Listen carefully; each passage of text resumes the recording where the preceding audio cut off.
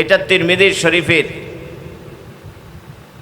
2591 নম্বর হাদিসে আল্লাহর হাবিব সাল্লাল্লাহু আলাইহি ওয়াসাল্লামের ঘোষণা, উকিদা আলান নারি আলফাসানা, জাহান্নামের আগুনকে লাগাতার 1000 বছর জ্বালানো হয়েছে হিট বাড়ানোর জন্য, তেজ বাড়ানোর জন্য, তাপ বাড়ানোর জন্য। হাত্তা ইহমাররাত, লাগাতার 1000 বছর জ্বালানোর পর সে আগুনটা একেবারে লাল হয়ে গেছে।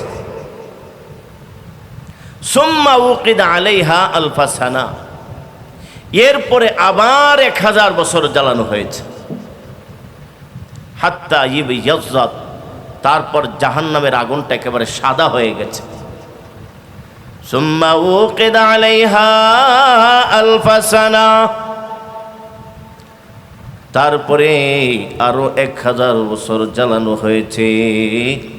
হাত্তা ইসওয়াদ্দাত, তারপরে জাহান্নামের আগুনটা একেবারে অমাবস্যার রাত্রির মতো একেবারে অন্ধকার হয়ে গেছে, কালো হয়ে গেছে।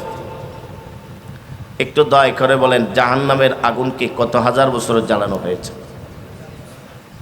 আগুন যত জ্বালানো হয় তত হিট বাড়ে, আগুন যত জ্বালানো হয় তত তেজ বাড়ে, হিট বাড়ে, তাপ বাড়ে। তাহলে একটা আগুনকে যদি 3000 বছর লাগাতার জ্বালানো হয়ে থাকে, তাহলে সে আগুনটা কেমন তেজিয়ান হয়েছে, কেমন তাপদার হয়েছে, তাপওয়ালা হয়েছে, তেজিয়ান হয়েছে, তেজদার হয়েছে। একটু ফিকির করলেই বোঝা যায়।